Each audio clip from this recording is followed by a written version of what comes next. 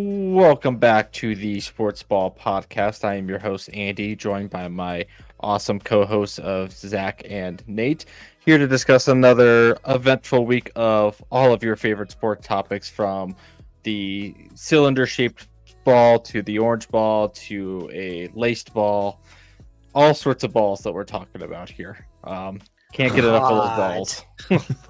Can't get a good enthusiast over here. Yeah, those balls that are used for sports. Don't threaten me with a good time. And as per usual, we'll start off with the cylinder-shaped pigskin, as you will. Go into the more professional aspect of that sport, of the National Fun League, or as Zach and I have learned this week, it is not such a fun week for our teams. It is the No Fun League. It is the No Fun League this week for our teams. I'm not sure how much has happened with Minnesota, but I assume probably not a whole lot. Not rumors, that I've heard, but yeah, that's about it. Rumors are rumors, but I would say, Andy, our teams, had some ups and downs, and Nate's a Vikings fan, so it's been a rough week for all of us. Can't argue with you there. Whoa. I mean, you're right, but whoa. I don't know why I'm catching strays, but can't argue with you either. It's just because you're a Vikings fan. Yeah, exactly. Boom, there it went again. But I would probably say the biggest news that happened this week was the rumors after the season ended for the Eagles is Jason Kelce going to come back? Is he going to get another one last chance with the Eagles? Is he going to retire, so on and so forth? And they held a press conference that he was going to hold, and I'm sure Zach had that gut feeling of like, yeah, this is probably the press conference to announce his retirement. And I think it was 42 minutes long. I didn't watch any of it. I don't know if you watched any of it, Zach, but I just saw I've watched it on Twitter like 2 or 3 times now, just because I watched it the first time, when it was live, and I was like, I was like 2 in the afternoon or like 1 in the afternoon. So I watched it, and then I went back because I missed the first couple minutes. So then I watched the first 5 or so minutes that I missed. Then I was like, well, I've already started. I might as well watch it and see if I pick anything out different. Then I watched it a third time because somebody sent it to me. He was like, did you hear this line in here? I don't remember what it was. And I was like, holy cow. So I'd listened to it, but I hadn't, I guess, really absorbed everything he said. Mm-hmm. It was just, if you haven't seen it yet, even if you're not an Eagles fan, fantastically done speech, pure emotion all the way through. I mean, for somebody that just, if you love the game of football, it's just it's a perfect little end cap to a really good career. One of the reasons that I got into the Eagles, you can't really see it thanks to my mic, but is because of Jason Kelce. So I don't owe him anything, but I do appreciate, being able to watch somebody. And the best part was he's a center. He became a huge phenomenon due to his podcast and all of that stuff, but became a huge phenomenon.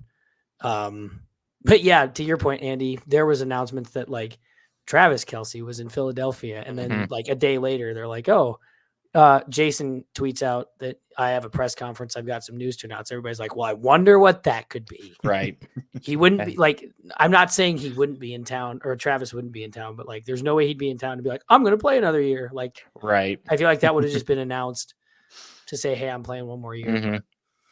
And yeah, it's in true Jason Kelce fashion. Show up to your own press conference in a cutoff shirt. I didn't look if he had shorts on or flip flops, but yeah, I just assumed that's just how he rolls. So there is kind of a backstory to that too. And I just come from the weight room. Goof this. Well, kind of. So he came from the weight room, but his trainer that has been working with him for X amount of years, he came in. I think that's part of why he had his trainer tape his ankles up one more time, because he missed something at the last one or something.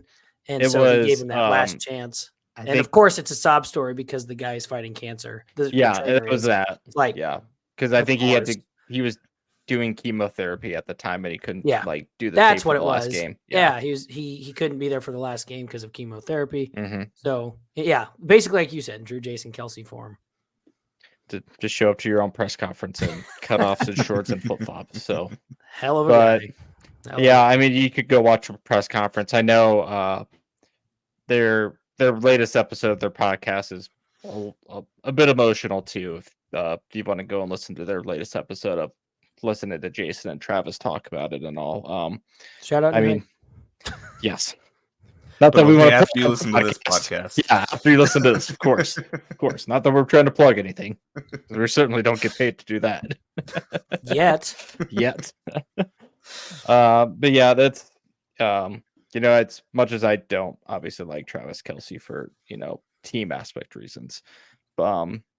Just watching them too, you watch them be so competitive on the football field, and then they talk to each other just as like brothers, and just talk to them, watching them talk about football and everything. I mean, just it kind of gets to you a little bit. Now, I won't have any sympathy when Travis retires. I'll probably be thankful that he is done playing and it's torturing me. But I would be curious how much longer he had, because he's not a young gun either. He's still playing really well, unfortunately to Andy's dismay. But yeah, I've got my guess is he's got maybe a couple more years. Mm-hmm. Yeah, and that's I'll be happy when that happens. But that was kind of the first big kick of the NFL news event, and then the next one that I certainly expected to happen, and if you had listened to any of what Sean Payton or their GM George Patton said last week during the NFL Combine, of Sean Payton said basically that this next quarterback, we're gonna get this right. Whoever that is, it's gonna be like, we're gonna get this one right. It's our next guy type thing. And if you read into those comments, you're probably like, yeah, they're not keeping Russ. And then a few days ago, they finally announced that they're releasing Russ early off, right before the free agency opens up, essentially, so that he can go and talk to other teams. But decisions that were obviously out of Sean Payton's hands prior to even coming here. But a lot of people, that including myself, were iffy on Russ. Certainly it goes both ways, and if you keep him, you pay him. You let him go, you pay him.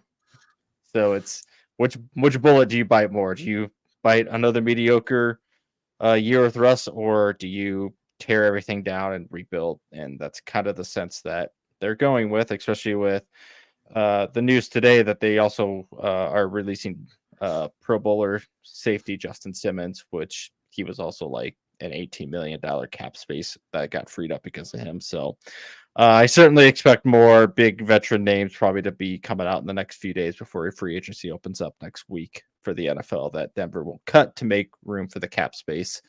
But not surprised, considering that it's really all in Sean Payton's hands now of what Denver wants to do in terms of a rebuild. And if they don't get a quarterback this draft, I will not have fun the next 2 to 3 years of this whole rebuild thing that they're going to be doing. I'm already not looking forward to next season. Who wants to do that? Certainly not my team, who has to compete with a dynasty now.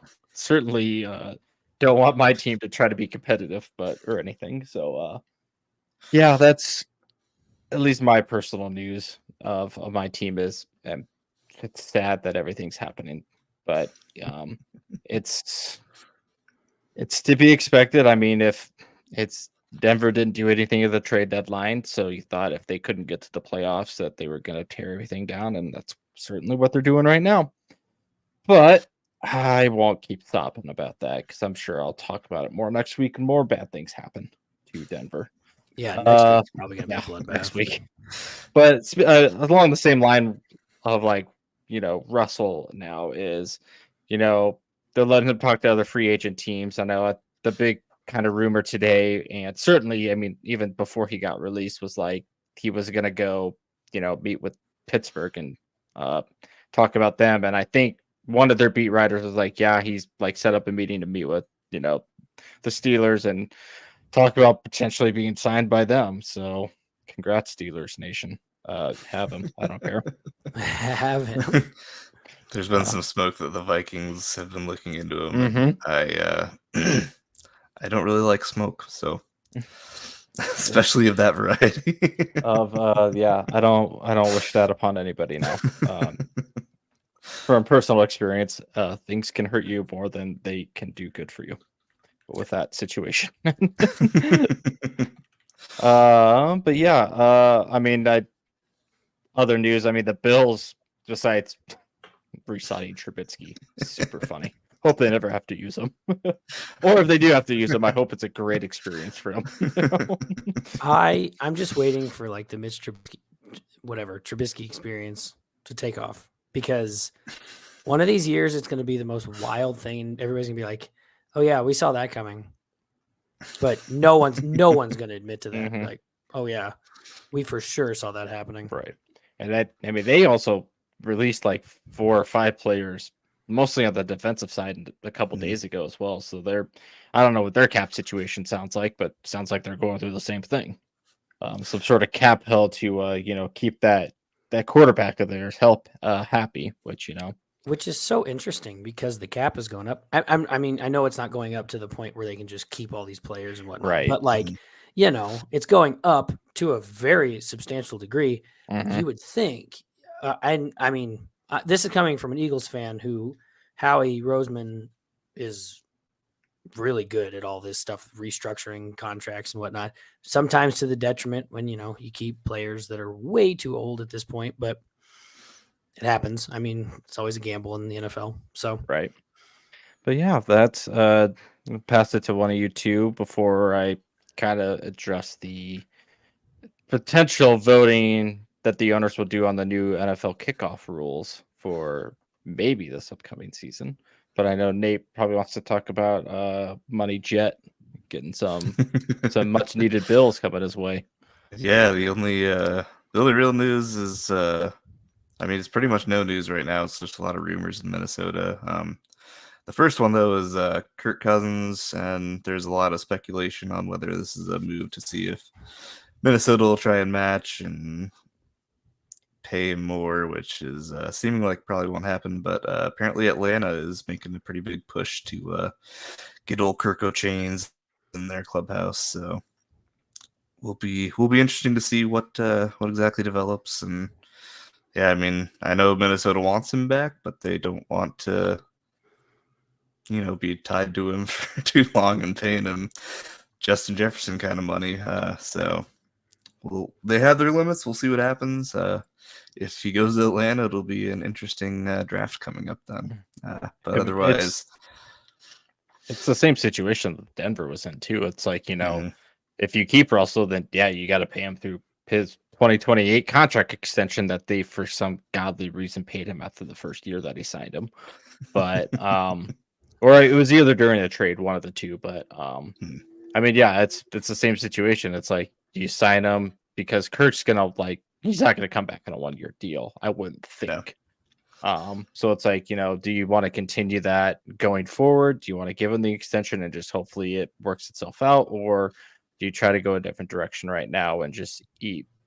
I don't know if they have to eat Kirk's dead money, but certainly not like Denver is. Luckily, we're not tied to it. I think he's becoming a free agent this summer. But yeah, I mean, if we want him back, reports are that he wants a sizable amount of guaranteed money. Mm-hmm. And I mean, fair enough. He's been a solid quarterback, but there's also some trepidation just because he's coming off popped Achilles, and you never know how that's gonna end. It'll probably work out well for Aaron Rodgers. Kirk can't go wrong. So that said, outside of Russell Wilson, who I'm sure Kirk addressed it with his doctor and not his drug dealer down the street, like good old Aaron Rodgers probably. We don't know that. We don't know that. No. That said, if Russell Wilson isn't the answer coming to the Vikings, and they do get rid of Kirk, who do you think they'd go for? There's been some speculation. My hopeful one is that we, find someone in the draft, like McCarthy, Penix. If Jaden Daniels would be kind of my top guy if we could trade up to that. But there's been some people mocking Drake May, which I would have some negative thoughts on. But especially when you could have a big Viking Penix be like a running joke throughout the whole year. Just saying. And then there's But they've also been kind of throwing out the idea of like a bridge kind of quarterback, like a Gardner Minshew. Maybe looking into Baker Mayfield, although he's probably with Mike Evans re-signing with the Bucks. He's probably gonna stick around there. But yeah, there's a couple different routes if they want to just go all in on a rookie quarterback that might, I don't know, could make negotiations with Justin Jefferson tough. But yeah, there's a lot of variables to go in the next kind of month and a half here that are a lot of dominoes fall. So we'll just kind of see how everything happens. But Justin Jefferson is there have been a couple of reports that he's looking at a couple dollars coming his way for whenever he hopefully does sign his extension. The estimated deals that he'll be seeing over $30 million a year. So that'll get you a couple cheeseburgers here and there. So I'd help pay some of my bills. Just some. But that's pretty much all the Minnesota Vikings news. Just a lot of rumors, a lot of smoke, and everything pretty much up in the air. I think we released Alexander Madison. That was the other big news. But Shucks. Cool. Yeah. There goes my fantasy running back. I was just awesome. Say. Someone that has him in a dynasty league. That's you know what? I mean that was a late pick anyway. I was like, this might work out, but it did not. Did not. At least this last year it didn't. Who knows? Yeah. I mean maybe his new team he'll ride to glory. So it's funny that like Nate and I's teams are kind of like in the same situation for quarterback, but one team is far better financially than the other. Because I mean, Denver's going to try to do the same thing. It's like, do you try to trade up? Do you try to, see which quarterback lands to you in the pick if you don't trade up? And if you don't take a quarterback, it's like, do you take a mediocre free agent of like, a Sam Darnold or Sam Howell, Zach Wilson, Taylor Heinicke, like those types of quarterbacks that would be available in the market. So, it's. At this point, it's all hands on deck of you trust the coaching staffs and the GMs, and you'll see what happens. But talking a little bit about the potential new NFL kickoff rule, that if it is approved, I think it would be implemented by the start of this upcoming football season. And it's basically just a little. I think it is straight adapted from what the XFL currently does for kickoffs. And it's mostly just, the NFL trying to reduce, players going full speed ahead on kickoffs, trying to reduce injuries, all of that. I think I saw somewhere too, like stuff. Somebody did like a statistical analysis or whatever that it was like, I don't remember the percentage, but it was a very low percentage of kickoffs that were even returned, like attempted. Yeah. And it's like cool. And I don't remember who I was talking to, but somebody even mentioned like, why do we even have the kickoff? It was somebody that didn't really know football that well in the sense of like the nuances like that. And they were like, why do we even have the kickoff? It just goes out and they don't do anything. I'm like, that's a really good point. Sometimes, it's the wind that carries it. Something happens. Right. It's really cool. And even then, it's just, it's going like, you still have the punt. Mm-hmm. So I don't know. I'd be fine with changing the kickoff rule. I don't really care. Yeah. And just what's kind of been proposed right now is in terms of onsides is teams wouldn't be able to attempt like any onside kicks until the fourth quarter and only if you're trailing. So basically the trailing, obviously that makes a lot of sense because unless you're a certain coach that loves to do onside kicks up 11 points in the third quarter of a game, why would you ever kick an onside unless you were trailing? Our hero. But that's just me. Who would be dumb enough to trust a coach to do that? Certainly not us, right? But that's one of the proposed rules. Another one, I'm just going to kind of read straight from the article. It's just kind of a new setup zone. So kick and return teams would line up on the receiving team's 40 and 35 yard lines, respectively. Neither team could leave on the kickoff until the ball reaches the target zone, which is either the 20-yard line to the goal line, essentially, similar to what the XFL does right now. So basically, the kicker and the return man are the only ones allowed to move until the ball is kicked. And that would just reduce a lot of just players' full sprinting attempt, running into the return man type thing, running down on injuries. But then, and then in terms of touchbacks, is if there is a touchback, teams will get the ball on the 35-yard line instead if it is kicked into the end zone or out of the end zone. And then if it's kicked inside the 20-yard line and then it rolls is somewhere within the target zone and doesn't reach the end zone, the ball gets placed at the 20-yard line, essentially. So it's a lot of mumbo jumbo. They would probably get used, like a lot of just watching it and just trying to learn it to get used to it. But I guess if you want to watch the XFL, because they're the ones that do it right now. It would just be so weird to be watching an NFL game this next year, and then they just the kickoff is just totally different. Right.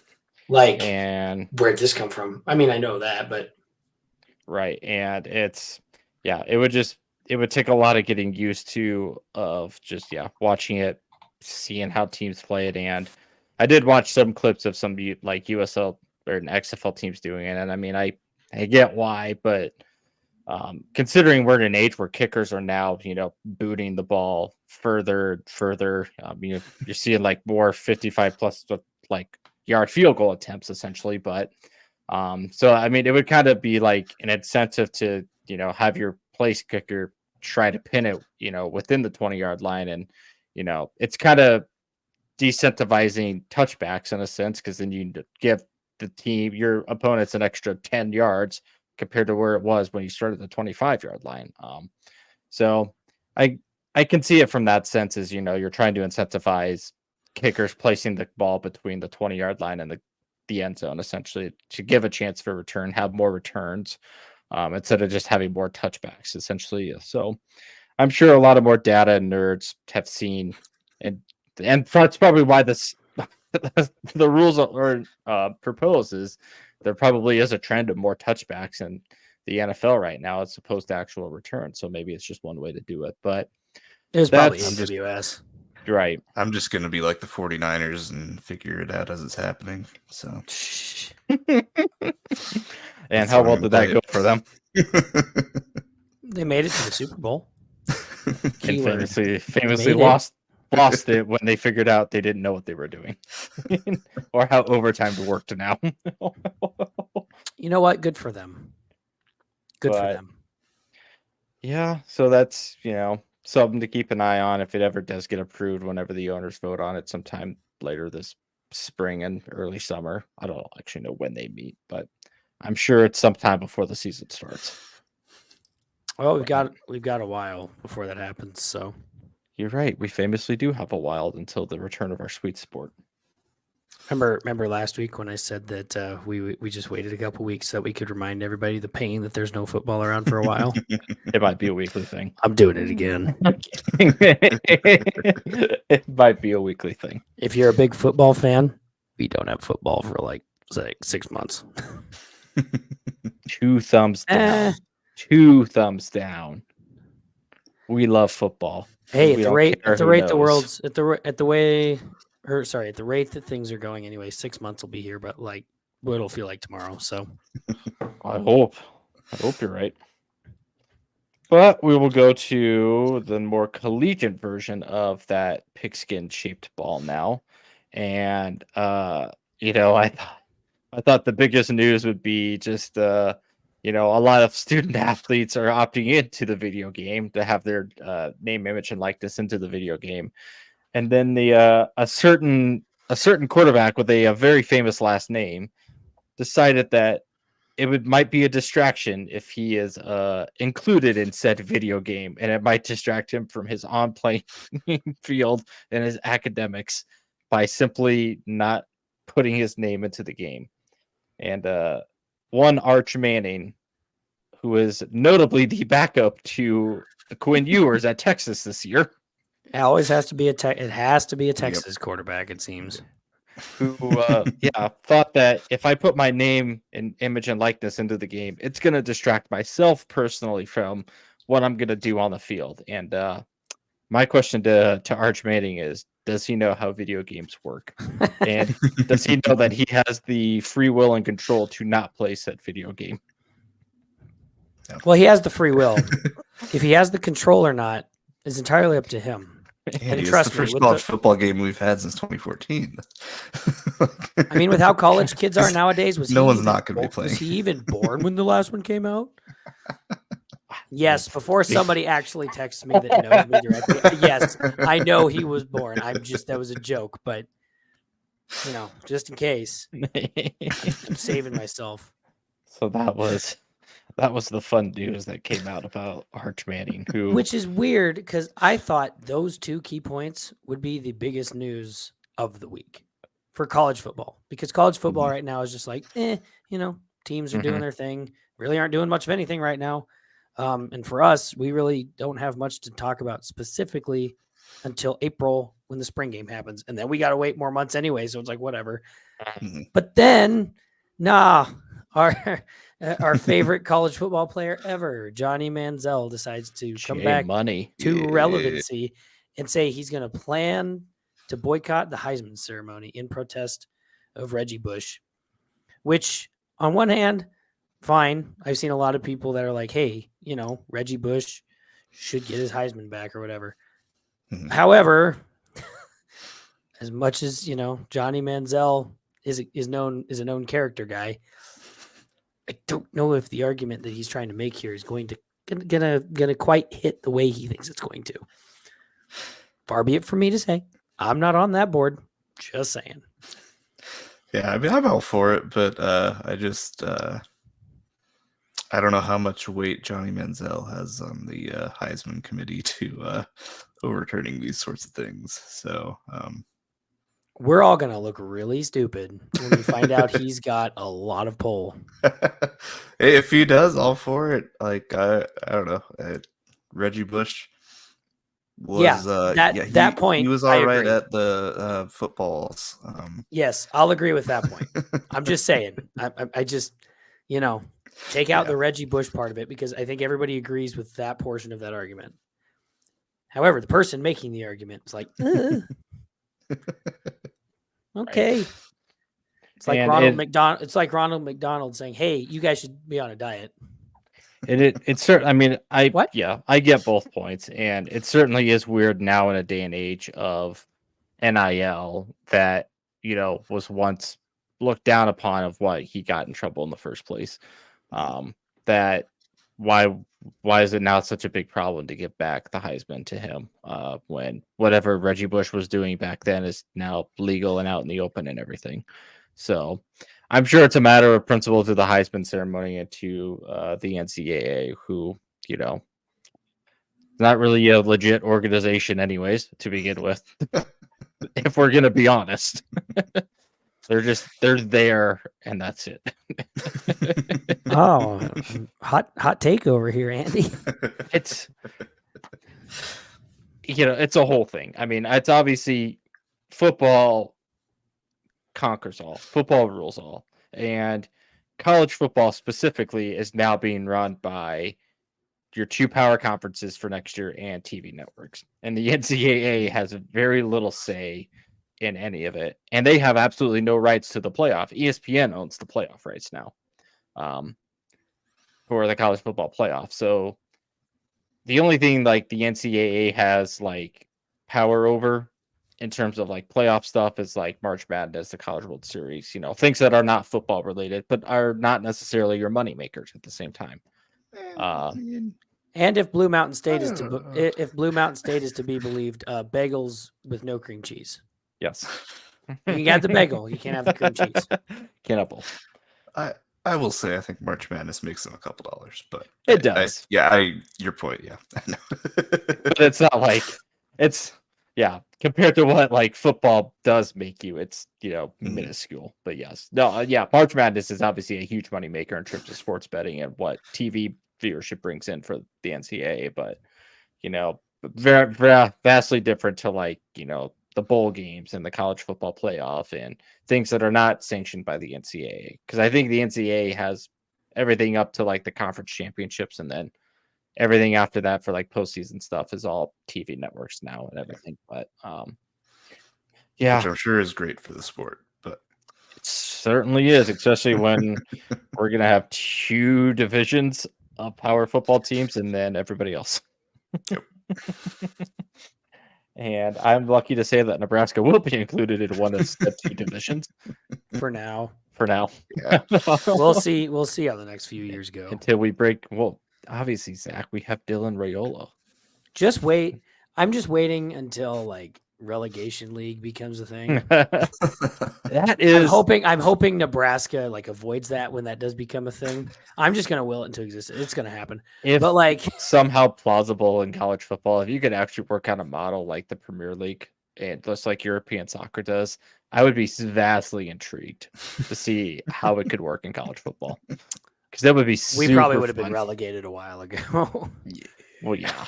But we're not there yet. I mean, we're back now. I don't know. That's I don't know that we actually would have been.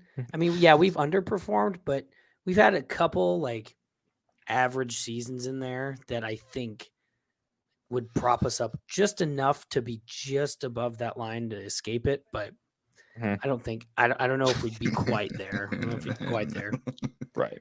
I'm saying like right there.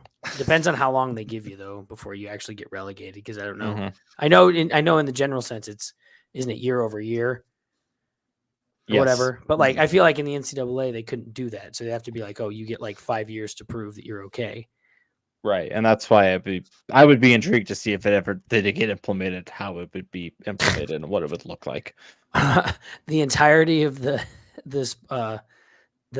money that you get from like the Big Ten and stuff is based solely on how your football team does.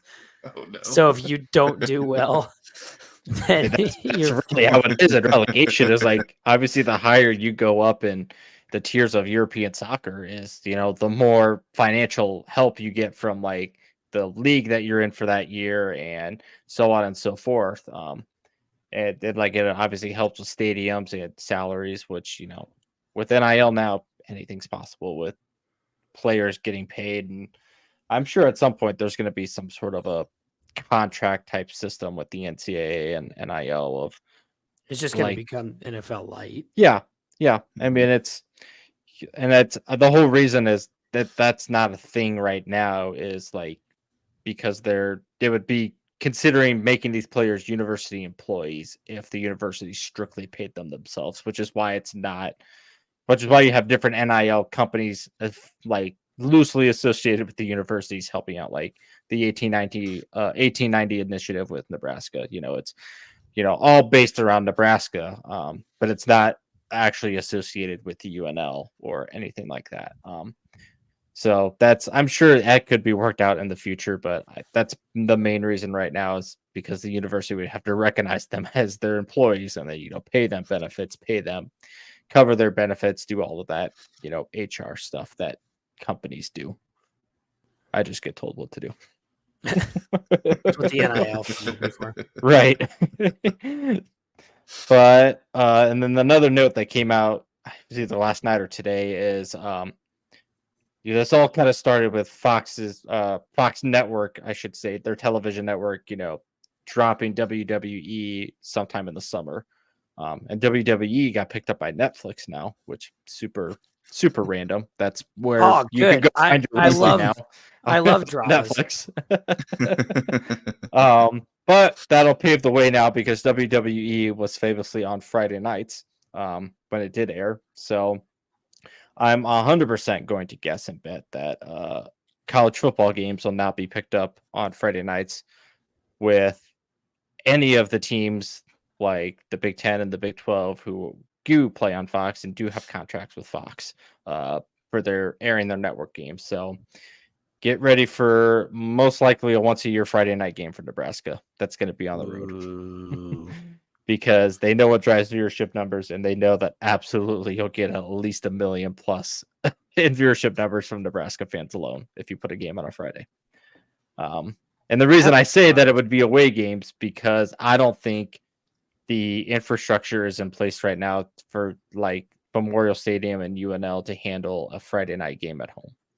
It would be super cool, but you would have to do so much work into, like, you'd obviously have to cancel classes that day. You'd have to clear out everything from like parking lots, tailgate spots, all of that. You'd have to absolutely make it a night game because most people, unless they take the day off on a Friday, are working famously on Fridays. So I mean, you'd have to more famously high school famously football working on kind of Fridays. happens on Friday nights too. that whole high school football thing happens. Yep. I was on going to nights. say the state of Nebraska, at least specifically, and probably like Texas and Alabama, many of the southern states, a bunch of like football heavy states would be like, no. They'd immediately shut that down. Which is why I will at 100% guess you're going to get like a Nebraska at Illinois or Purdue or Indiana on like some random Friday night once a year. At least wait until we're back, baby. That won't happen. And then we'll be like, we're good enough to be only on Saturdays now. Except for the one Tuesday game, because Fox needs X many viewers on Tuesdays. I am getting like this last year. I remember, and it was near the end of the year, and it was a bunch of like MAC teams and stuff. Which, no discredit to them, but it's like Tuesday, Wednesday. I'm like, this would suck as a college football player. There's a college athlete. That would be terrible. Like at least with like basketball or like baseball or volleyball, those sports that happen throughout the week, you know what you're getting into. But like with football, it's like, you know, to me, high school football is always Friday, college football Saturday, NFL Sunday, and then now Thursday and Monday and all that crap, you know. So maybe I'm just behind the times. 100% probably the case. But it's just wild to me that you can later in the season watch a freaking college football game on a Wednesday or Tuesday. It's like, why not? And half the time, those are like the really exciting ones. It's either a blowout or they're majorly exciting for no reason other than it's like it comes down to a last second punt return or something. It's like, who saw that coming? How'd I? But yeah, that was another tidbit of news that dropped today. But unless we have any further pigskin news, we'll go to the Orange Ball. We'll start with professional Orange Ball, and this is I'll let Nate take this away. He's had more happen to his team in the past 18 hours than the rest of us have. It has been a roller coaster for anyone following the Minnesota Timberwolves. So the past few games have been a little rough. They're dropped one to the Bucks and let Malik Monk almost go off for 40 against the Kings the other night. And then this morning, news came out that Karl Anthony Towns had torn his meniscus. So always a good thing to hear when you're about a month and a half away from the playoffs.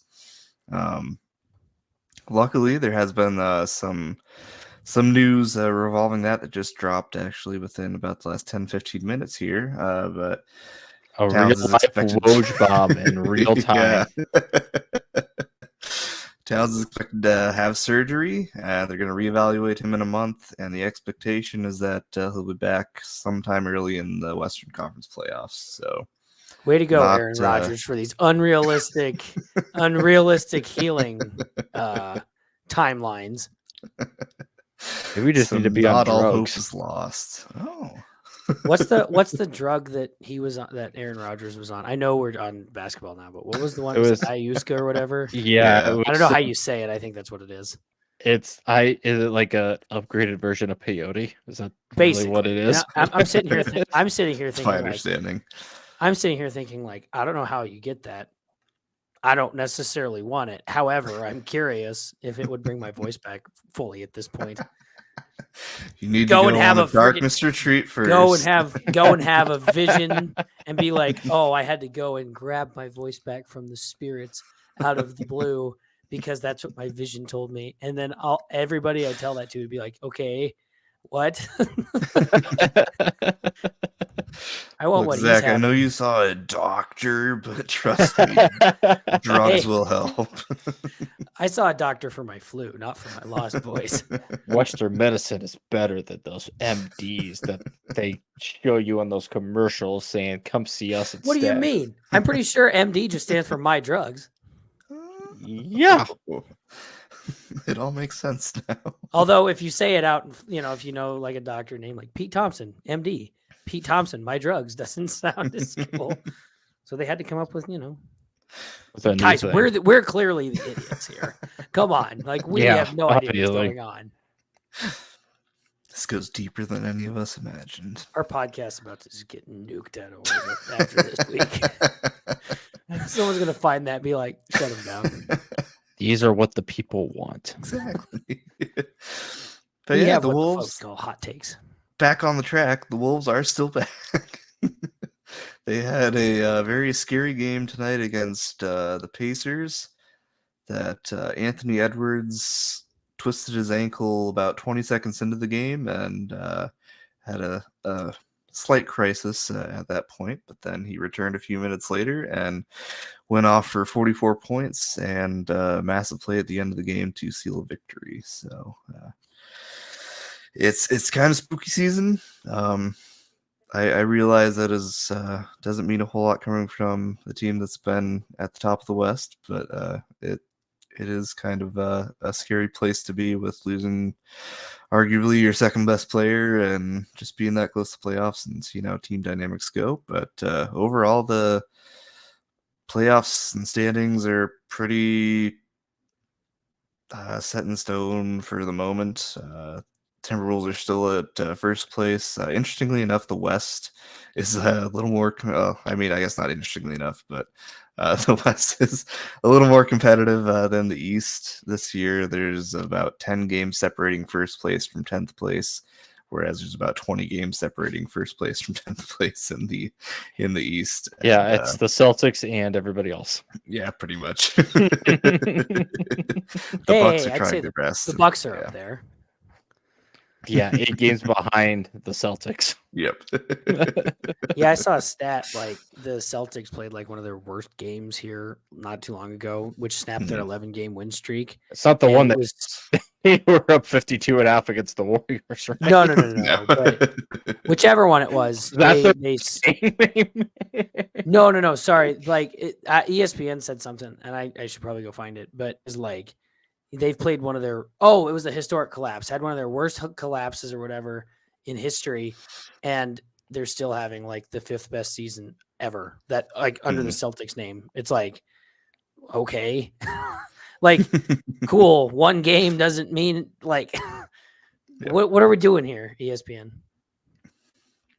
Iuska probably, but yeah, I mean, I don't think the Bulls will get knocked out of the playoff or play-in games because I think they're 9th right now, and the Hawks are 10th, and the Nets, who would be their only really competitive.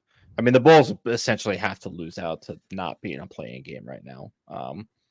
But that's where they're headed, and I guess you can consider that the playoffs. I guess I don't really know, but.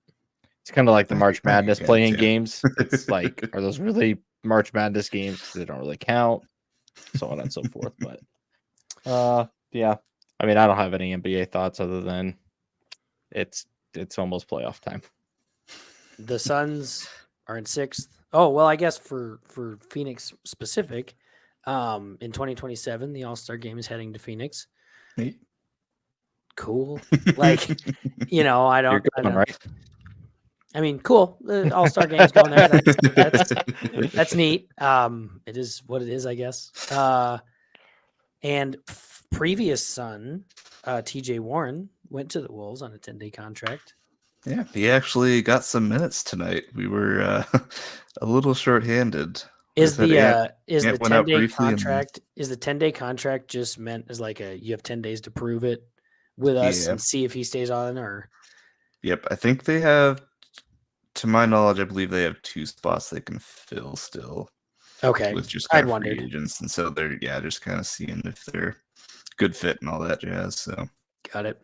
And then the Suns. I think I think last week they were in 6th place too, so they remain in 6th place. Otherwise, they've gotten to 6th place, whatever it may be.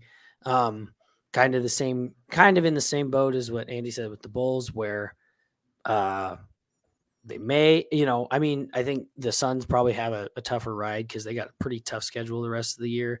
But they've been playing well enough, I think, to at least maintain. I'm sure. I think they beat the Nuggets last night in overtime.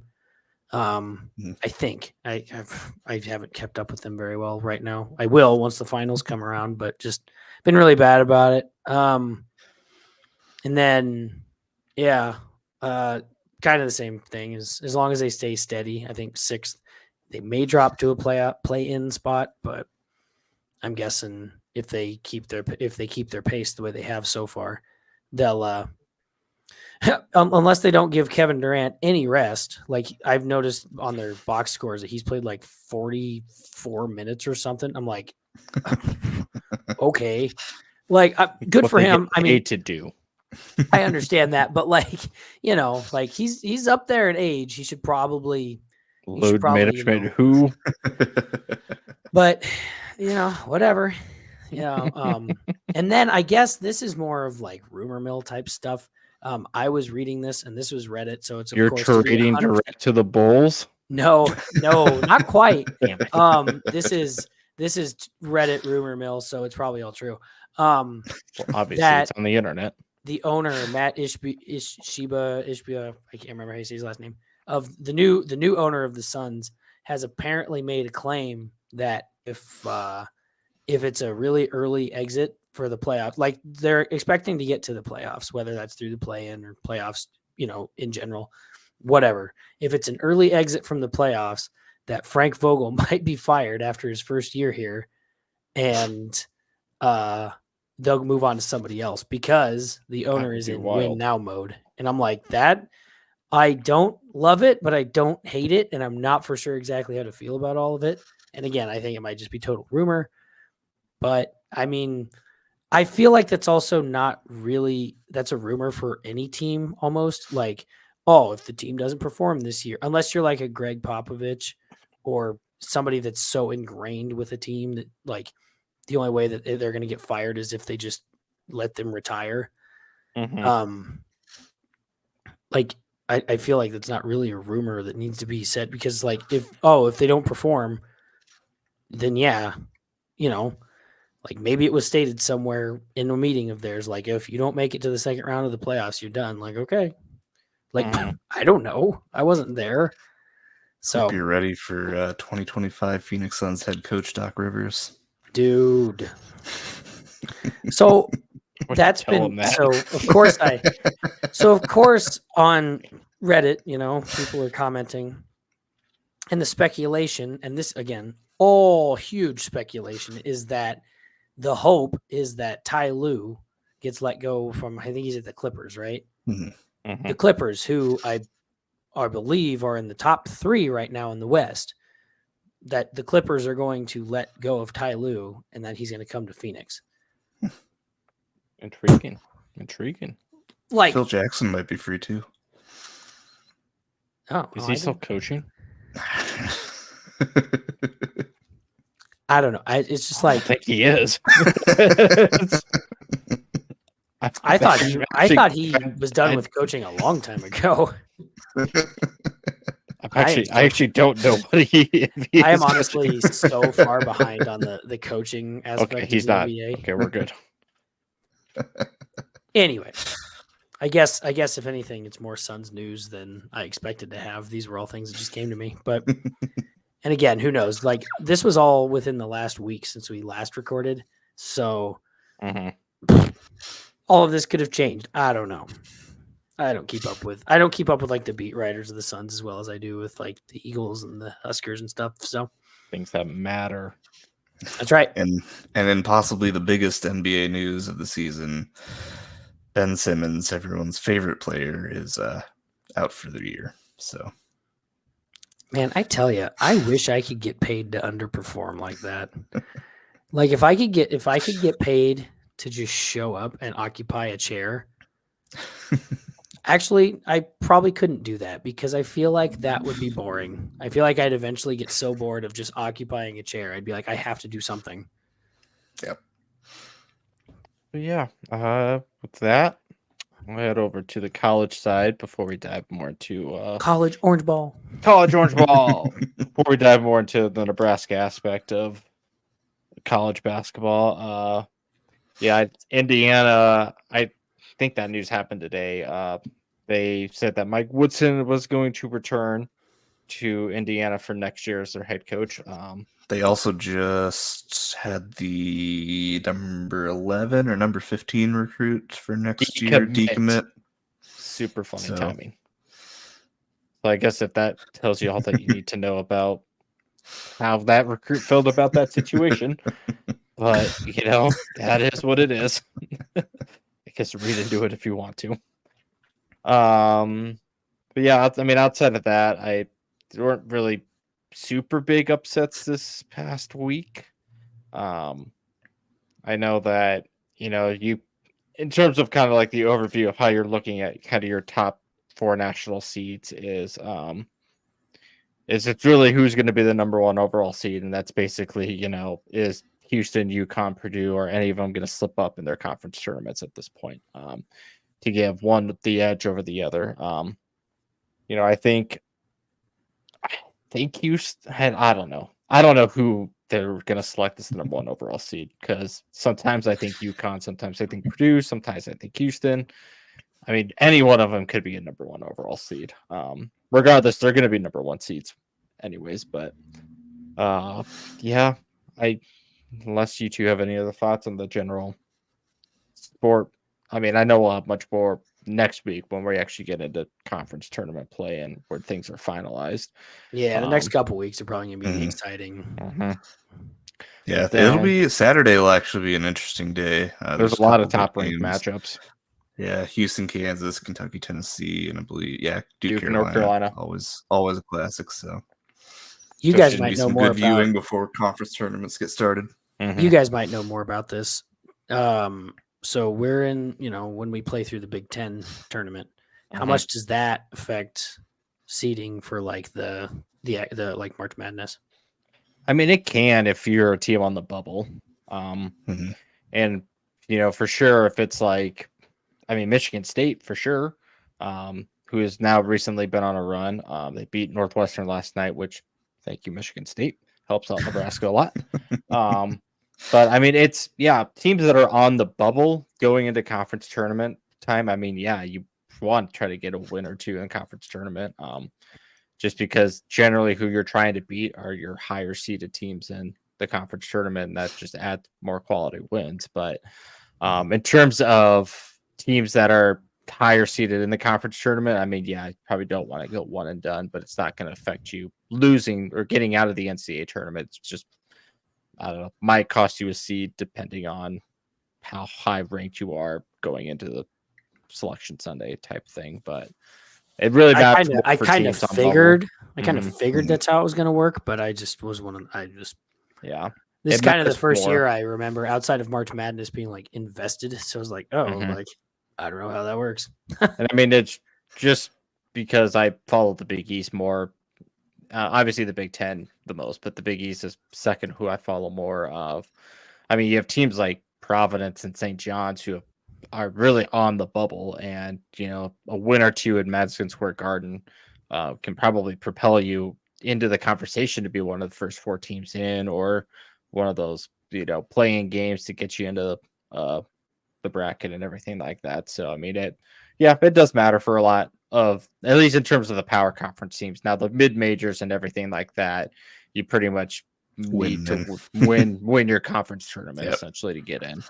But yeah, I mean that this conversation is more about the power conference teams that are on the bubble that aren't in a running. I mean, they're all in a running to get the conference tournament automatic bid, but chances are you won't get it. But I mean, we'll kind of transition that into Nebraska ball and their outlook going forward here. So last time we talked, they were just about to play Ohio State, and did not win that game because the refs screwed them, and you can't convince me otherwise. It certainly wasn't the way that Nebraska played. It certainly wasn't the way Nebraska played. Hold on. You guys, why not? you guys remember how it works. When we win, it's how well the guys played. When we lose, it's because of the refs. It has nothing to do with the players or the coaching scheme or anything. And I will say Nebraska did not play their game that well. But I do have an issue with the free throw disparity and the foul disparity that was called in that game because it was not close. I just told you guys what to say, and you still went against it. Well, Ohio State shoots 28 free throws, and Nebraska only shoots 8. You got to start asking some questions. That's not a disparity. That's just an advantage. Now, it's not as bad as Purdue and Northwestern was earlier this year. No, that was bad. And the fact that Northwestern still only lost that game by like 4 points in overtime is a miracle. But I'm just saying something fishy is going on. But they lost that game. Followed up senior day at home with a huge win against Rutgers. Not necessarily in the sense that that win was going to help boost your resume. It was more of a win to not hurt you, essentially, because a loss would have done much more damage than, a win helping you, essentially. And, that's kind of what the game this Sunday against Michigan, too, is. It's just win, because a loss does worse things to you than a win does helping you, essentially. A win essentially gets you nothing. It's like that momentum booster to get you to the end of the year. Yeah, it'd be nice to win. Yeah, going to, get your last 2 wins going to the conference tournament, and a win's not going to they're going from a projected 9 seed to a 7 seed with this win. It's you're not trying to lose. So you go from a 9 seed to one of the first 4 teams in type bubble losses. So. But yeah, I mean, senior day against Rutgers was a good way to send out the seniors in style. Like we said last week, Josiah, Casey, and Coleman all walked. For sure, the ones that can't come back. CJ Wilster also walked last week, but still has a chance to come back next year. So that's the discussion that we could have with the season ends. You read anything into it. I mean, Casey walked last year and still came back. So certainly a chance for CJ to come back this year, or next year. But yeah, Josiah, when he steps up his game, I mean, he is just a physical scrapper that you don't expect to score a lot of points. And if he does, it's usually just because he gets a wide open dunk or is just fighting. He'll hit a 3 on every now and then. Every now and then he'll hit a nice corner 3 that he loves to take. But I mean, he's though. Yeah, he's like Sam Hoiberg, but just more physical. And obviously, he's bigger than Sam. But I mean, he's a dude that he'll just lay out on the floor. He'll go for every ball, every rebound, and it's a type of guy that you need on a team when you don't have to be the lone shooter. You can go and just do your skill set, get the rebound, get everything that you need to get, and then Casey's last game at PBA was. Certainly didn't have a good start to the first half, was kind of quiet, but goes on a little 7-8-0 run that really kind of helped push the game at the end of just Casey scoring all the points, and one opportunity, and then his last 3 that he made that we'll show later in our plays of the week.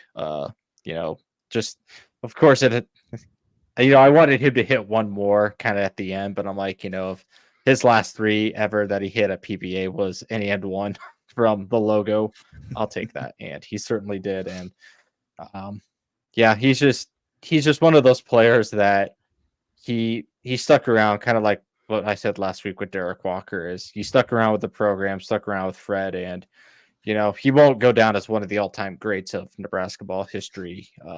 Certainly when you compare it to Tyronn Lue and others that are up in the rafters, but he's certainly a modern Nebraska ball player that you can look at him and say, yeah, he was one of those program changing players that really helped boost the program and get more eyes on, just basketball at Nebraska itself, when it's never, obviously compared to football, it's never been that popular. It's always been second to football in that sense. So, certainly going to miss him, and hopefully, we can find another player like that coming up in the next coming years that we can kind of latch back onto again. But certainly there's not going to be another player like him in terms of his shooting style, his play style of moving on and off the ball. And yeah, it's hopefully he can go on a little heater in conference tournament and NCAA tournament time, because I keep seeing tweets every now and then is I really want Charles Barkley to talk about Keisei Tominaga, because I am intrigued to see, one, how he says his name, and two, what Charles Barkley even says about Keisei. He reminds me, I've been trying to figure out like what the team right now reminds me of, and it's like, and Keisei is a perfect example, because he reminds me of like when Ricky Rubio was like on the Suns. Mm-hmm. And it was that, and they were like that bubble team. I think it was the COVID year. And they were that team that suddenly just went on this like wild run. And it was like, where did these guys come from? And then after that, everything was just, they went way up. And it's like, Nebraska needs to follow this year up, continuing to build on it. Right. But like, that's what it's going to be looked back on, is like, everybody's going to be like, wow. Like you said, Andy, like he might not necessarily be hung in the rafters for an NBA play or anything, but it's like you're going to look back at that and be like, he helped start that build. That again, I'm not saying, I don't want to say like dynasty or anything, but like started building Nebraska basketball to be something more than just something to do if you're bored on build it into something that's exciting and fun to watch in the college basketball realm. Right. You heard it here first. Phoenix Suns trading Kevin Durant to Nebraska ball next year. Oh, that could be worked out. I hope you're okay with it for years. That's what I got. That's what I got from your story, Zach. I can make that work. But I'd like to point out the Kevin Durant trade didn't happen quite that fast after that, so we may have to wait a couple of years. Mm-hmm. That's okay. But going along kind of the seeding line of everything as well as like I said earlier, thankful to Michigan State for beating Northwestern, is Nebraska is really now in its sole possession to secure the 3rd seed in the conference at the moment. So assuming that, Wisconsin did win tonight, so really Wisconsin just has to lose to Purdue on Sunday.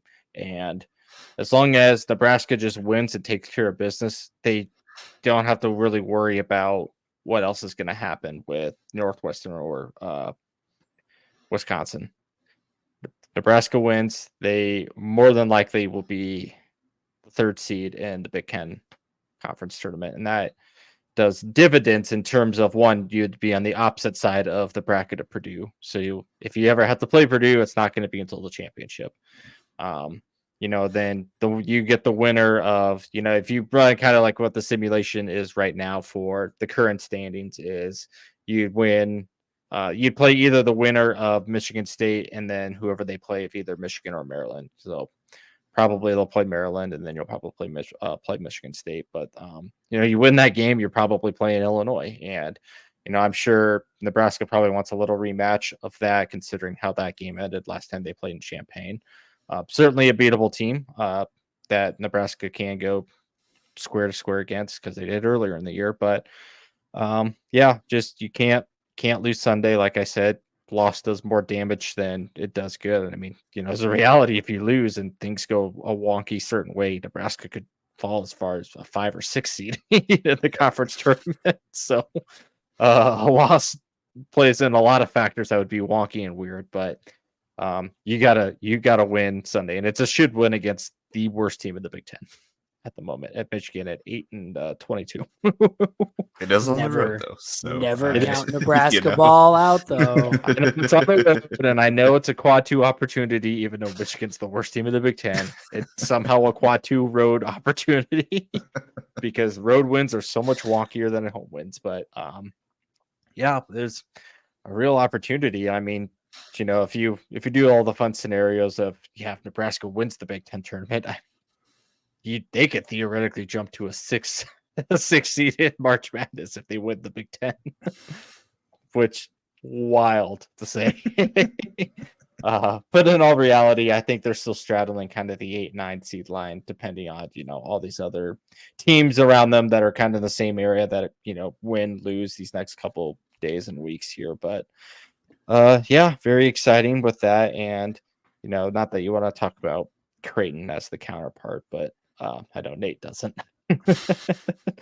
But, Creighton is second in the Big East right now. And, there's a chance. I mean, theoretically, if they win the Big East, they could probably jump up to a 2 seed, which would be first time in their program history, and obviously probably the first time in the state of Nebraska that they've had a 2 seed as a basketball team. But yeah, March Madness is coming, and I can't wait. And it'll be very, very exciting to have, and your own anxious agony feeling right before Nebraska probably tips off in a March Madness game is going to be twice the amount of nerves that like a normal basketball game would be, because just everything's heightened. It times means 10. more. It does mean more, like the NFL. Well, and not only that, all I know is I'm going to be getting nothing done those first couple of days of March Madness. But you should. I mean, it should be illegal to work during those first 2 days. Honestly, everything should just shut down. But the arena workers that have to supply the games. I told my manager that I was like, we should just take off the first couple of days of March Madness, and he's like, I agree. And I said, okay, so you're gonna take that higher up? He's like, no. I'm like, all right. All right. Well, I tried. But yeah, it's gonna be a fun time, especially like I said, Nebraska just has to win Sunday. You secure a 3. I mean, it was a week ago you were talking about, they could get to the double bye, get the 4 seed, and now here they sit third in conference, just a win away from securing a 3rd seed in the conference tournament. And yeah, I don't know if it's ever happened since Nebraska's joined the Big Ten. I think they've maybe done it once, got to the double bye as the 4 seed, and that was back in 2014. Yeah. So, I mean, this would probably be certainly their highest that they've ever done since they joined the Big Ten. But yeah, a lot of fun things to come, and take care of business, and things will surely go their way, right? Yeah. Unless you're like Zach and said, no. Yeah, baby Tumbo. Hey, I never said that. I just said, don't count out the Just be wary. possibilities. Be wary. But with that, we'll go to our brief snippet of MLB and college baseball. And Not so brief this week, though, because Not thanks to so one of our faithful listeners, shout out my father-in-law, Terry, for giving us notes, because I will be the first to tell anybody that asks me about baseball. I know nothing about it. I'm working on that, but the season's not really started, and so I don't know what to do in the off season other than wait for stickball.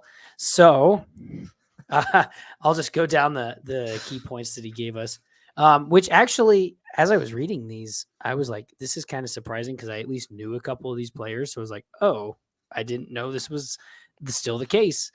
The 3 biggest names right now, at least outside of a bunch of the other ones, but the 3 biggest ones that are still unsigned as of today that we're recording this, which is March 7th. So of course, as soon as we release this tomorrow on the 8th, it'll probably all change. Blake Snell, who is coming off the Padres, who was the Cy Young winner on the NL.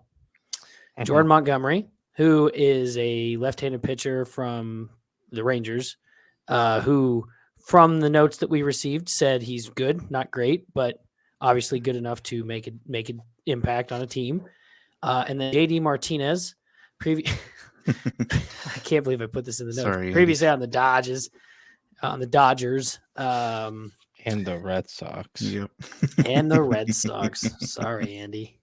The 271 batting average, 33 home runs, and 103 RBIs. So some pretty big names that will probably make a splash. I think, as I was reading some of this today, name-wise, I think I saw that Jordan Montgomery, the speculation around the Rangers is that people are wanting them to pay him to bring him back. So the Red Sox will pay him. No, there you go.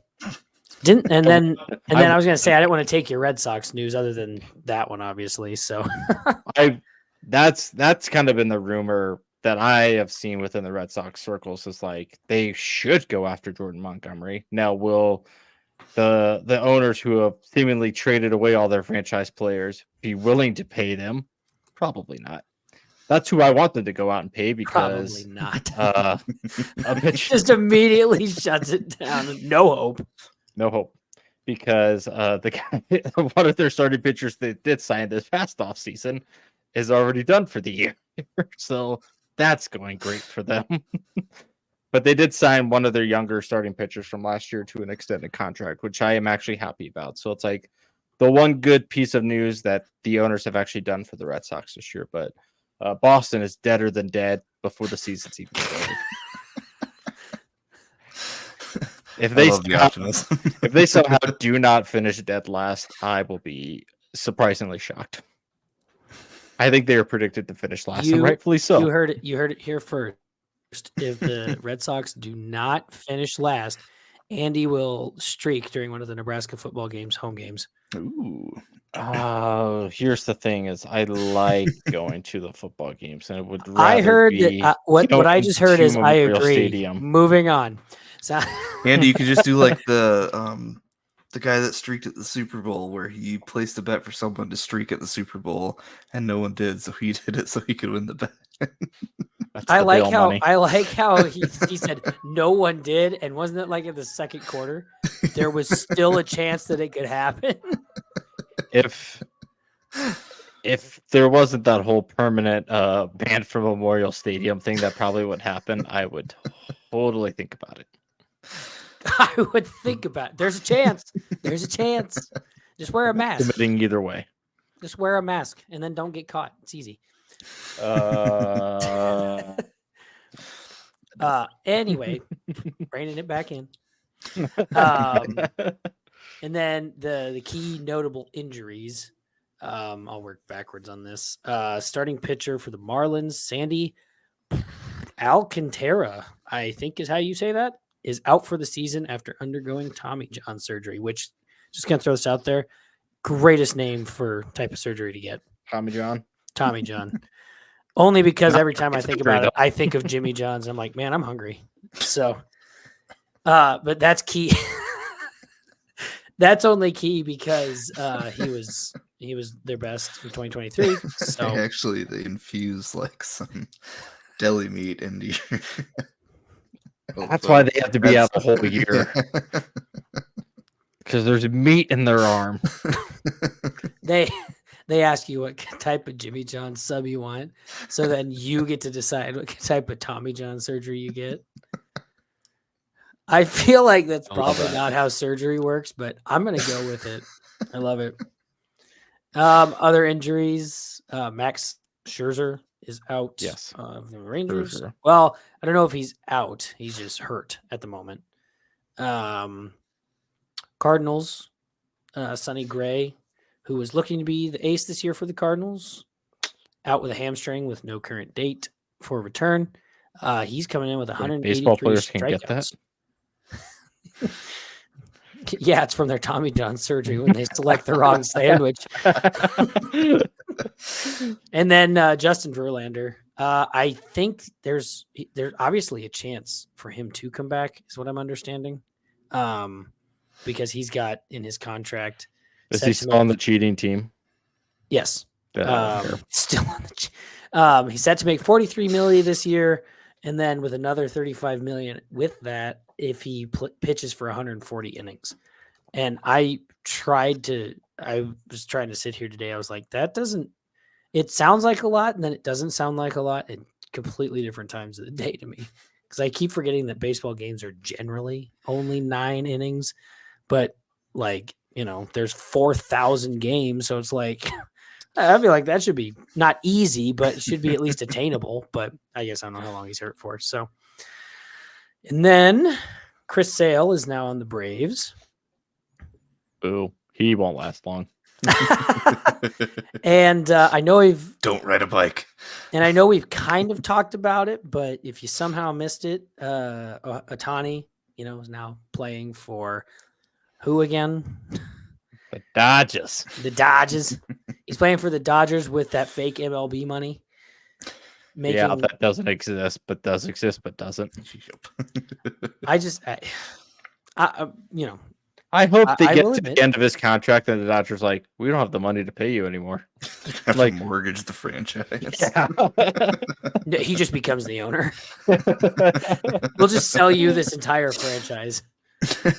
I mean, it won't happen, but I somehow, some weird way, shape, or form, that Dodgers just go under and they're like, well, we can't pay you anymore. Shouldn't have deferred all that money. Oh well. Oh well. So then, yeah, really the only other big news is that spring training is still ongoing, but 20 days till opening day. Is that as of recording or is that as of release? That'll be as of tomorrow. As of Or tomorrow. as of Okay. Friday. So 20 days until release. So you'll get to everybody that listens to this will get to be on my journey of watching baseball and learning about it some more. So that should be Baseball. interesting. Stickball, yeah. Stickball. Anything else? College. I mean, I just have Oh yeah, college college baseball in terms of Nebraska. college stickball. It's college stickball. They went to Charleston, South Carolina this past weekend to do a nice 4-game series against the College of Charleston. Never heard of them until they played. So if you thought who they are and like I've never heard of that college, you're not alone. Didn't know that existed until now. But Nebraska only played 3 games because turns out that the Friday night game was rained out, and the College of Charleston didn't want to reschedule because they're scared of Nebraska baseball, and certainly not because they're focused on their basketball school, who's actually pretty good right now. And they said, we don't want it to interfere with basketball anymore. So they just didn't play the game. But the other 3 games, Nebraska, A win's a win. a win is a win, no matter how many times Nebraska had to come from behind in the later stages of the innings, which happened in all 3 games. If I remember correctly, the first game they were down either 4-1 or 5-1 and came back and won that one in extra innings. Then on Saturday, they were down a couple runs into the 9th inning, came back and won that one. And then on Sunday, they were down a couple runs, came back and the last 2 innings to won that game to sweep the College of Charleston by coming back in all 3 games to rally and win. Some may say I think Nebraska baseball needs to figure out those first few inning innings. games. You know, And I'm glad just they can close out the game. Nah. But you Just might want to take figure. what you do in the last 3 innings of each game and do that all of the games or all of the innings, you know? Why that'd don't be we a cool just thing. take this and move it over there? Over there. So I think right now they're top 10 in RPI, regardless of how teams, you know, how crappy of a team that you play. RPI is weird in college baseball because it values road victories more than anything else. And, you know, despite Nebraska playing Grand Canyon University and the College of Charleston both on the road, you know, going 6-1 in that time frame to be 7-3 on the season right now, you know, with all of these games essentially coming in a neutral site or on the road is pretty good, considering that Nebraska has a lot of freshmen contributing to this team right now, which good for Will Bolt and good for the future of the team going forward. But that's pretty much your Nebraska baseball update. They have a home opening weekend series against South Alabama this weekend. And you know, if you looked at the weather for tomorrow's home opener in good old Lincoln, Nebraska, it is not going to be warm, to say the least. And Saturday won't be warm. Sunday might be your best bet when it gets up into the upper 60s. So that'll be a nice game. But tomorrow might reach 46, 45 degrees with some nice 20-mile-per-hour winds. And a rain-snow mix. And a rain-snow mix. So if tomorrow's game is played, congrats to those that went out to the game. That's perfect ball weather. What are you talking about? If I had to be a betting man, I'm going to guess they're either going to try to play a doubleheader tomorrow or on Saturday and go with that, because Sunday games are a little bit tougher to do doubleheaders just because the away team generally has to get back to their airport in time and, you know, get those student athletes back to school where they do doing student stuff. They do be schooling. They do be schooling, like Cardell Jones. That tweet will never get off. I think it was Cardell Jones. Yeah. Like, why do we have to go to school? Oh, God, I got to find the exact tweet now. Those darn things. Yeah, why should we have to go to class if we came here to play football? We ain't come to play school. Classes are pointless. Cardell Jones. What a tweet. Champion of the people. Absolute classic. October 5th of 2012. Man, that seems like it goes back so much further. Like, does it not? I know. It's also hard to believe that was 12 years, almost 12 years ago. Oh, my That's God. crazy. That's an that all-time tweet. That's an all-timer. That's an all-timer right there. Yeah. And then I guess Nebraska women basketball, that I forgot to talk about in the basketball segment, did win their first game of the Big Ten Conference Tournament today. They beat Purdue.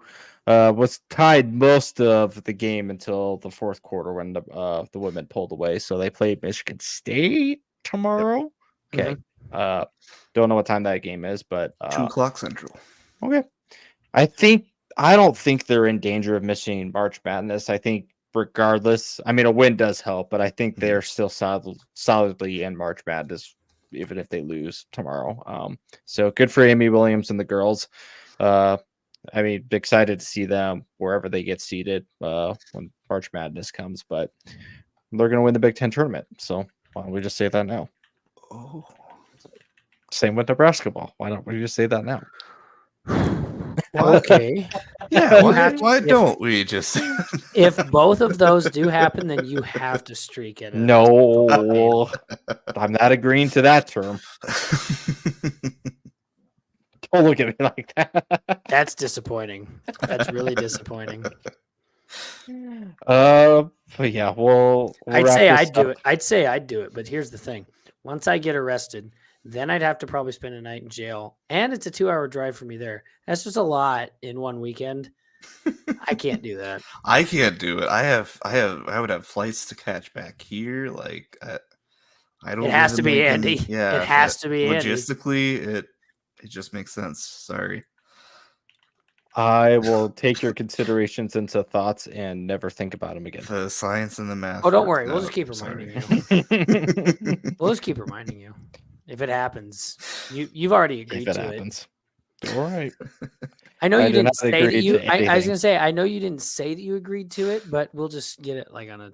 We'll just get. We'll kind of sounds like you're implying consent from me, and that's That's not good. That's not legal. I don't think. I think that's immediate straight to jail. Actually. Legality is unnecessary to be worried about at this point. I think you're worrying far too much about some of the details here. I'm worrying such as legality. I'm worrying about them to the extent that I need to worry about them. Well, Nate and I will start cooking up a plan to get around that. Don't worry, Zach only edits these videos. Yeah, I know. That's the scary part. I'm not that good of an editor, though, so it's not like I can just like. I was gonna say if I start hearing some jump cuts in my words, then it's like, oh, Zach edited out the full context of said word. No. I would never. Yeah, right. I would never. All right. Yeah. If you want to talk about hockey or F1, I don't have any notes on either of these subjects, so I'll let either one of you two take the reign here. I was gonna say, I think Nate, you added the college hockey, so I'll give you that. But I just thought I just was looking through some of the trade deadline stuff. Obviously, I don't know anything enough about hockey to like comment on big ones. But from what I've seen, a lot of the trades that have happened are being ranked as like B and up. So people are pretty happy, I think, with the trades. And yeah, it seems like those are going pretty well. The big, I guess, notable thing that happened is that Alexander Ovechkin passes Paul Coffey to become number 15 on the NHL career scoring list, which I don't know what the other 14 in front of him are, but for how long I've known Ovechkin to be in the league, because my old roommate in college used to absolutely Ovechkin was the reason he got into hockey, and that was back in high school for me. So he's been in the league for a while. That's pretty impressive. But also I want to know how much the other people have scored that are in front of him, because that's what I thought Ovechkin did, was score, but maybe he slowed down some in his older age. But anyway, not a whole lot else on hockey yet. Maybe one of these days I'll actually watch a couple games and get some thoughts and analysis out there. But as of right now, continue to tune in. The Wild are still bad at hockey. And I actually, let's just see what the standings look like. Oh, the Florida Panthers are still on top. Not a whole lot's changed since last week. And the Dallas Stars are on top of the West. When did that happen? Huh. Cool. Yeah, they'll choke like the Cowboys do every year anyways. I mean, they made it pretty far. I think a lot of people were impressed with them last year. I think they made the Final Four to get to the Stanley Cup. I don't remember. They made it pretty far, so they may choke. But at least last year, everybody was like, "What? Nobody expected them to get that far." And I misspoke. Dallas leads the Central Division on the Western Conference, and then Vancouver leads the Pacific. So, and then Florida leads Atlantic in the Eastern Conference, and the New York Rangers lead Metropolitan. So we could go through all that. The other team I loosely follow because of proximity, the San Jose Sharks, are coincidentally the worst team in the NHL at the moment. The San Jose. So funny story about the San Jose Sharks. I was told that it's always easier to follow a team when you follow a player. So you find a player that you like to watch, and then you can generally kind of get the idea of what the team does around that. Obviously, that's, one way of finding a team. That's what this guy recommended to me. So I tried that. And the player I picked was Erik Karlsson, because they were like, oh, they trade him to the Sharks at this time. He should make a big splash. I'm like, okay, this seems like a good time to do that. Turns out that was the worst decision in the world. I dropped the Sharks faster than anything. I was like, that was a terrible decision.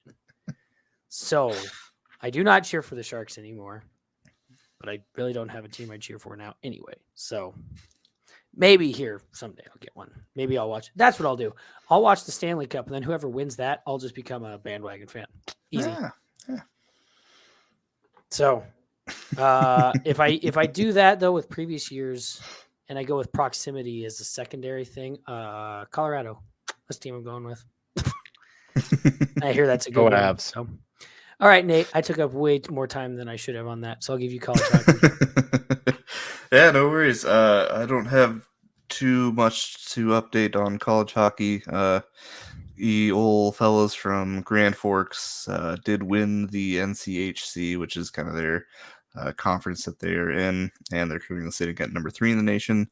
So they will go into the Frozen face-off for the NCHC as the number 1 seed, and will likely have one of the top seeds going. Is that the actual name for it? Season. Is the Frozen face-off? That's the actual name for it? Mm-hmm. Yep. That's awesome. Yep. Division 1 is like the Frozen 4, I think. Yeah. The Final Four for college. The Division 1, I should say. See, Frozen face-off is cool. Frozen 4 just sounds like a superhero team that didn't make it. I think kind of, yeah. You're the Frozen 4. Good job, guys. But other than that, the top 2 teams in D1 college hockey are Boston College at number 1 and Boston University at number 2. So, shocker. Yeah, East and Northern schools, Boston no represent. Weird. And then rounding out the top 4 is North Dakota at number 3, and then Denver at number 4. And Denver is in the same conference as North Dakota, so they'll probably be seeing each other in the Frozen face-off. So cool. Frozen face-off. If you don't take anything else from this podcast, that's what you take from it. Frozen face-off is by far one of the best names. March Madness definitely is up there as one of the best tournament names. Frozen face-off, I think, takes number 2 or 3. Mm-hmm. College football still needs to do something interesting. College football playoff. Wow, good job, guys. They won't Good work. because it's run by ESPN. Yeah, they're already making money. It doesn't matter. They don't care. Could be the football frenzy. It could be anything. But it's, I mean, there is something to be said about something classic though. College football playoff. Just like Washington, the football team should just go back to the Washington football. They should. To be honest, They really should. it kind of makes a statement. Mm-hmm. All right. Well, I guess to round out, we'll Plays of no. This will be quick, I promise. Chicago Boom. Room. And Max Verstappen is still good. He is, but the key things that, and yeah, like I said, there's not a whole lot to really take from here, but Red Bull Racing remains dominant team right now. Both. So on top of all the points they scored, so it's 25 points if you get first, 18 if you get second. Max Verstappen got 26 points because, shocker, he had the fastest lap during the race. So, however, that's not always a guaranteed quantity that he does that. So, but here's what's even funnier is that Red Bull took the top 2 spots, Ferrari took the next 2 spots, and then from there it goes Mercedes, McLaren, and then just a mess after that. So, lots of, and then so as of this week, today, they just had practices. They had their first 2 practice rounds today. And so that's actually lining up. If that all sticks the way it is, because Fernando Alonso, the oldest guy in F1 by far, he's like 40 some years old. He's leading the pack with his times he made today. Now it's just practice. So obviously qualifying is tomorrow as of this recording. So that's the key point. So based on qualifying, which is usually where Red Bull shows up and says, hey, we're still here. So, and then that race is on Saturday. Usually F1 races are on Sunday, but this one's on Saturday because of Ramadan starting. So they moved last week's and this week's up to Saturday, which is great because I get the chance to watch it. Not great though, because now every race in the future is at like 2 and 3 in the morning. And on Sundays, I'm like, well, sleep schedule be damned, I guess. Mm-hmm. So first race of the year kind of is, as you expected, very front heavy. Red Bull won't take it all. There'll be more to come as this season goes on, but I say that like I sound like I'm a professional at this. I have no freaking clue what I'm talking about. Oh, you're a professional. But I enjoy the sport a lot more after this last month. So you're gonna hear me talk a lot about it. But now with that, Andy, Cars that go room. Kerchoo. Now with that, Andy, we'll move on to the plays of the week. Woo! And I'm gonna start with some real plays of the week, Nate. I updated mine. You updated one of them. You're That did make it a play of the week. Actually, I will start. And so again, we always weekly have to apologize if you're an audio only listener. We'll try to explain, but you should probably watch the video because they're even better. But let me get this up. Okay, so I'll start with mine. And I actually changed this in the middle of the episode because I forgot all about this. But back to the Jason Kelce retirement. One of the things he mentioned early on in the podcast is that he, when the Chiefs went to play the Bills, he was hoping that during the pregame and the tailgating that he'd get to jump on a flaming table. Unfortunately, that never did happen. So I don't know if this was after he announced, or like if he did his press conference, or if it was before. Somewhere in that, like in the last few days, it happened where he finally got to jump on a flaming table, and he did it he said on the podcast that he was going to do it from the top of the fire truck. He only went up a couple, and I say only as in like he got halfway up the steps. He's like, I'm good. I'm going to do it from here.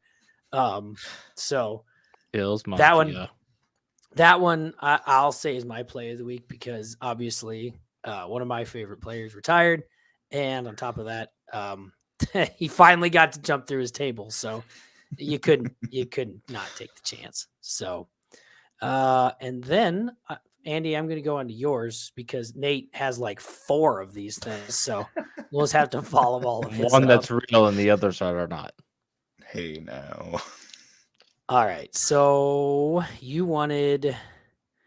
wanted to show everybody Casey's last ever 3-point made in PBA. And so emphatic that it was a 3-point and one from pretty much an extra, 5-7 feet out from the 3-point line.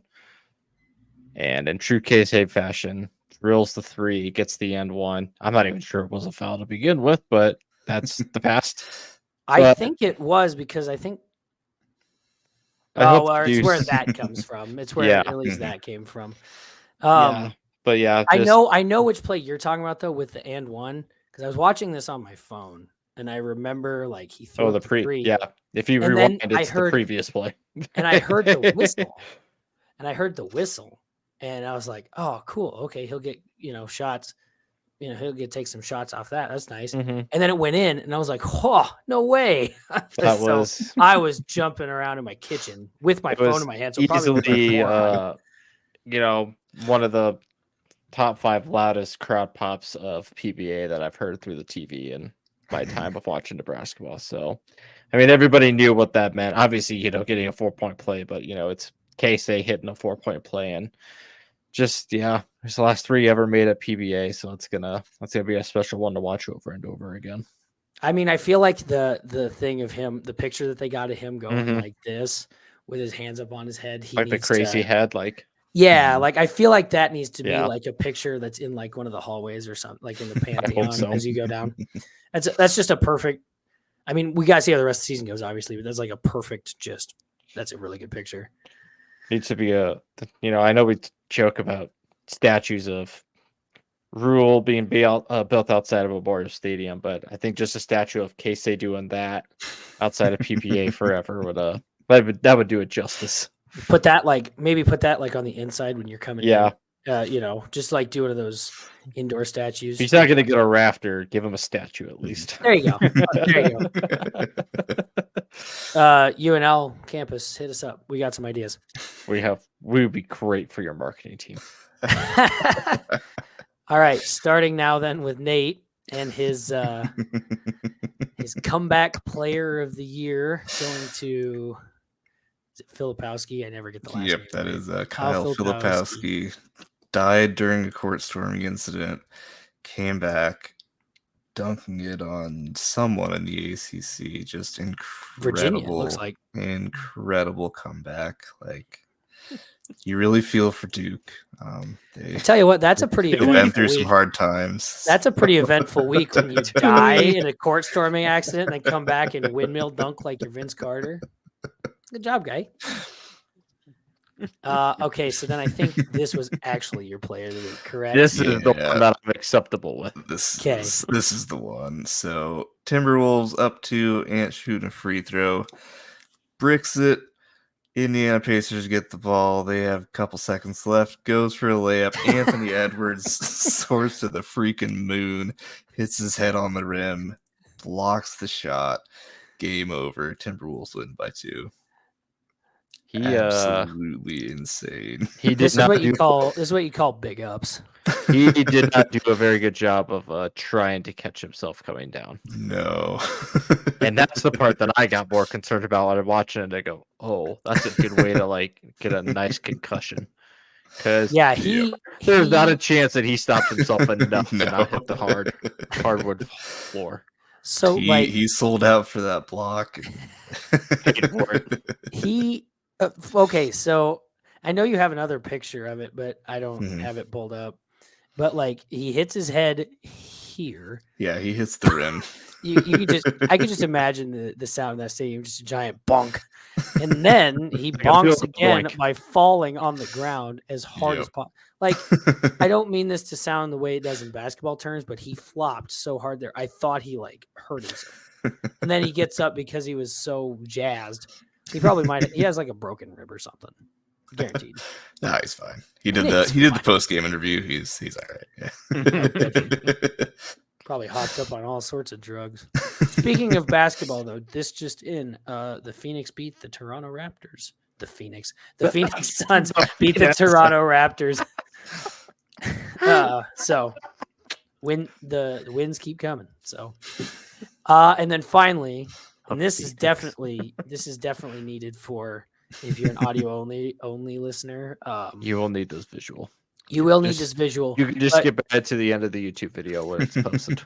We could also probably share it on our socials. We could probably tweet it out. Follow on our socials. We might be nice enough to do it. We might. So anyway, for those of us that live in Nebraska, which is ironic because Nate doesn't anymore. So I don't know why you sent it to us, but anyway, whatever. Somebody came up with a sticker / shirt design. And I gotta say, all of these are tough. Yeah, but I know we're gonna do a quick little debate here at the end before we sign off, as which one needs to be it. So I'll give we can give quick